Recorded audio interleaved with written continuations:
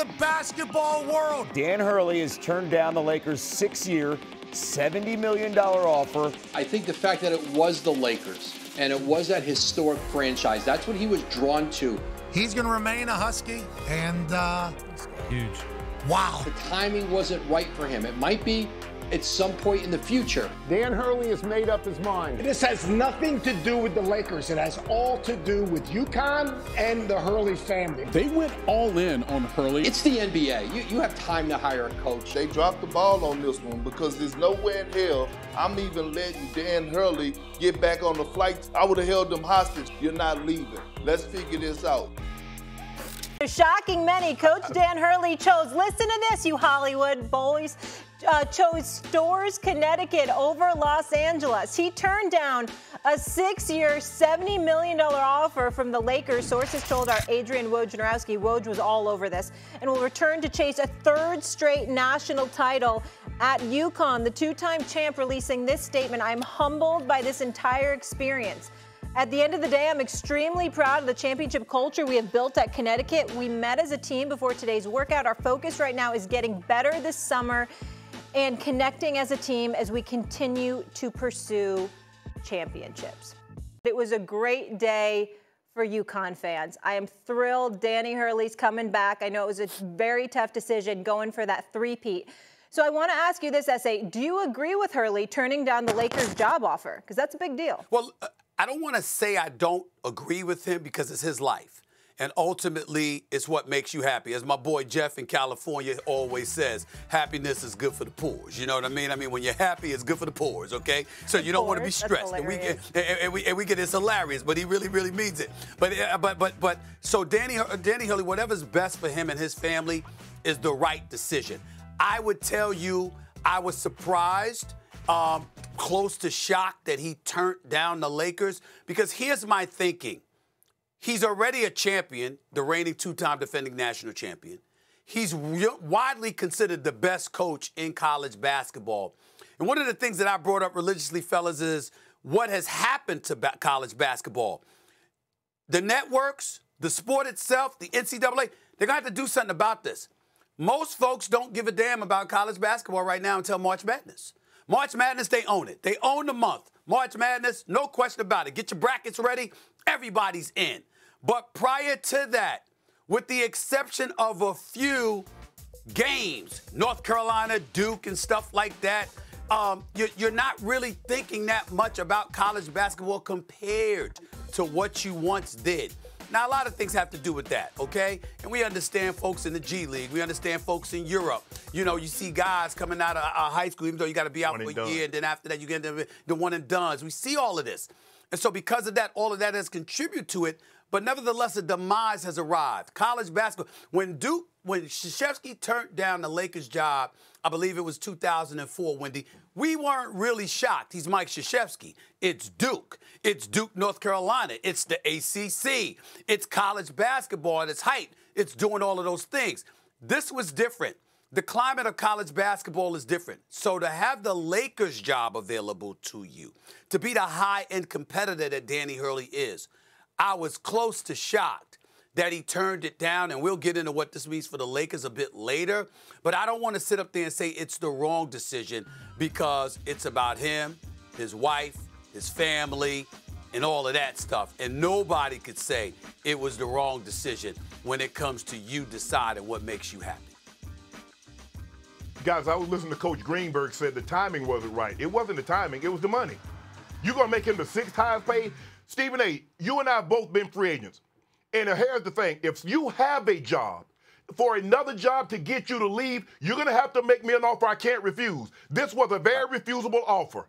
Considering what they offered him, you're going to make him the 6th highest paid? He has a job. How do I make him say, you know what? How do I get his wife to say, babe, we can't turn this down. This is life-altering money. I tell you what. How about 6 years, $80 million? How about 6 years, $90 million? I know Steve Kerr is making $17.5, but the Warriors didn't want him to leave, so it was easy for him to stay. If you want someone to leave the locale, you want them to leave the current job that they're in, You've got to make them an offer they can't refuse because you're going to have to convince his wife. They're Jersey. They live in Storrs, Connecticut. Jersey is a lot different than L.A., California. Storrs, Connecticut is absolutely 1,000,000% different than L.A. So in order to get Dan Hurley to leave Storrs, Connecticut, leave the East Coast in which he has grown up in, how do I make him says he and his wife sit down at a table and say, babe, I can't turn this down. This is too good to be true. You're talking about $15, $16 million a year. You gonna make the man $11.5 million offer? You offered Coach K $8 million in 2004. So 20 years later, you've only gone up $3 million, Stephen A. Oh no. But all of this could have been solved if you'd have gave Ty Lue the job. But you see what they did here? Now, they did offer Dan Hurley 6 years. They only offered Ty Lue 4 years with 3 years guaranteed at that little bit of money. And then we want to choose your staff. You see, That's Lakers, right. You keep doing things ass backward. Go ahead, give somebody the job, let them choose their staff, and pay them. Shannon, let me frame this for you. So he's making $5 million now. He's getting pretty good money as what he got a year ago when he won the championship. They've got an offer for $8 million on the table, $8 million a year. He obviously didn't sign that offer and took the interview with the Lakers, so he wasn't happy with that. So everybody sees that number, 6 years, $70 million, and like, wow, that's a huge number. But you're right, Shannon. It's kind of a lowball, and here's why. You got the governor of Connecticut, Ned Lamont, coming out there publicly saying, we're going to make sure Dan Hurley is the highest paid coach in college basketball. Now, I know the governor doesn't necessarily decide the salaries at the university, but when the governor says it on the record, it makes a difference. And the highest paid coach in college basketball right now is Bill Self at Kansas. He makes about $10.5 million a year. So you got the governor on the record saying we're going to take him past that. So Dan Hurley knows at some point he's got a salary coming from Connecticut, an offer coming from Connecticut that's above the $8 million on the table now. And I'm not going to I don't know the semantics of the potential negotiations, but it's not going to be that different from the offer in LA.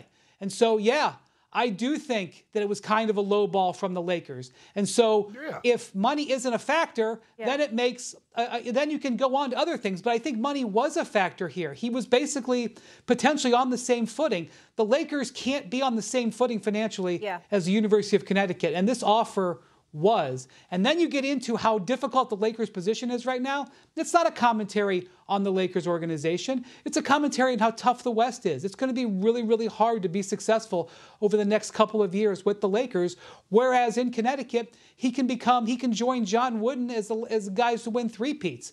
Honestly, at the end of the day, these offers weren't really close. Connecticut was better. And so I'm not surprised that this went down the way it did. Yeah, Stephen A., before you jump back in, I just want to say really quickly, too, as someone who's lived in both Storrs, Connecticut and Los Angeles, there's also the taxes factor.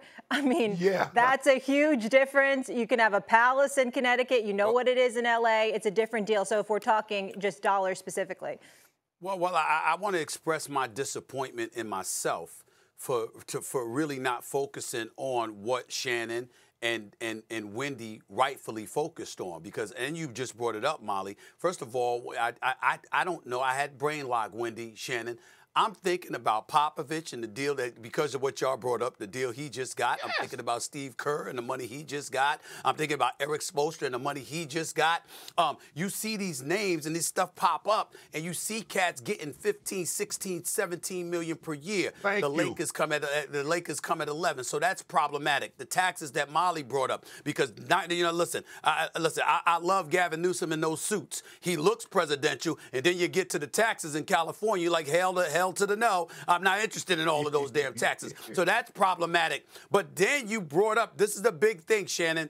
I'm going to piggyback off of most. You brought up Ty Lue. When it came to Ty Lue, first of all, understand something. Even though Frank Vogel did deliver a championship, even though Darvin Ham did take them to the conference finals, the reality is that Ty Lue is universally recognized as one of the great coaches in the game today. And you know that he was taken care of by Baum. I think it was at about $14 million, if I remember correctly, okay? That's right. I actually thought he deserved more. I actually thought he deserved more, but $14 million is $14 million. In the end, you're looking at it and you're saying, Lakers, what are you doing? Because since this was so public, and the number was lower. And it's Los Angeles, and it's the Lakers franchise. I think the Lakers look worse now than what they looked before they let it get out that he was their primary candidate for the job. Because now you're looking at it based on what you two brought up. Now that you're looking at it, you're saying, what the hell is going on? Because you don't have the money? Why would you want this guy so bad, but knowing what the other folks got? Why would you come to him with that offer in such a on such a public platform and be like in 6th place? Now you start raising your eyebrow to the Lakers and looking at them and saying, what the hell is really, really going on with their finances? It's a problem.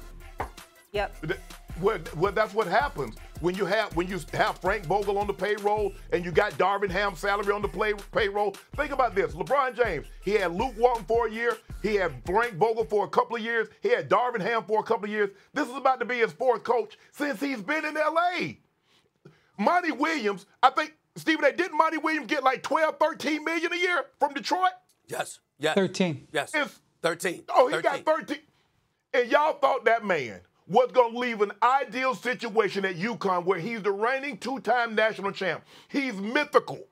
Think about this. He's mythical. He's doing something that very few coaches have ever done, and that's win back-to-back championships. And y'all thought that man was going to leave for that price? Oh, no. Can you and that's the thing. No, it doesn't work like that, Lakers. Y'all going to have to get your act together because this is embarrassing. Because and y'all thought y'all was saying something. We're going to make him the 6th highest paid coach in the NBA. Really? Y'all want me to leave my job that I love and come to be the 6th highest paid? Nah, y'all going to have to nestle me in there between 1st and 2nd. I think another factor in all of this, and obviously you're all businessmen, and I know at the end of the day, if someone makes you an offer you can't refuse, you're going to do it, right? I'm an East Coast girl. Yes. An offer I couldn't refuse, and I had to move to LA, I would go, even though my whole family's in New York and Connecticut, and this is where I want to be, especially as my parents get older. But I think it's also, that's a factor for him as well, right? His whole family's from the East Coast, both his wife, got a beautiful family, and as your parents get older and that kind of thing, it also takes a lot in terms of that offer to now go to the West Coast, because it's a completely different deal. Let me say this, Molly. Again, what Shannon and Wendy brought up, and please put Shannon and Wendy up so I can see him. What they said was very, very important, because it's about the money. Please don't get me wrong. Again, I ask y'all to put Wendy and Shannon up. I want to see them when I say this. It's about the money, sure. But it's also about the level of respect you show him. If you know what the others have gotten paid, if you know how they've been compensated on their level of excellence, what possible excuse do you have if you are the Lakers in the 2nd largest market in the country and arguably the most storied franchise in basketball annals between them and the Boston Celtics? What does it say to him that you would make that offer? If you're from his vantage point, there's a lot that comes with it. There's, they must be from some financial constraints, or they must not have the respect for me that I think they should have, or they should have done X, Y, and Z. These are the kind of things, these are the way negotiations go about. People set the market. And when you look at the market that's being set, it's whatever offer you get, it's indicative. And you know, and people come and they think you don't know the details. You're in Danny Hurley's position. You know the details. You know, it ain't just about the dollars. His whole family's been in this game for a long time, right? All of that family's been in this, right? All of that comes with it. They know every detail. And for people to think that he doesn't know, it's a mistake. Lakers made a big mistake here. Wendy, I want to come back to you, but real quick, I'm also curious, do you think it might have played a factor with UConn? You realistically can go for the three-peat, right? They have that type of roster where they really could win it again. And as for the Lakers, are you really winning anything in the next year or two? Well, I think we're talking a lot about the money because the problem was the money wasn't a thing. What you wanted it was to be a thing. You wanted, as Stephen A. and Shannon said, you wanted it to be a thing. And so basically, this didn't come down to money. We've talked a lot about it, but the fact is it didn't come down to money, and that's a problem. The Lakers needed it to come down to money. So I think if you're the Lakers, you've actually been here before. In 2019, they wanted both Ty Lue and Monty Williams. They both said no.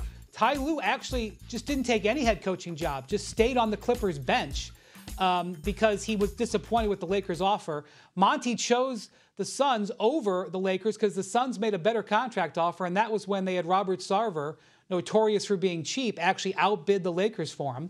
And they hired their third choice, who was Frank Vogel. They had missed the playoffs 6 years in a row, and they fixed their roster. More important than anything, they fixed their roster. They went out and traded for Anthony Davis, and they won the championship with Frank Vogel.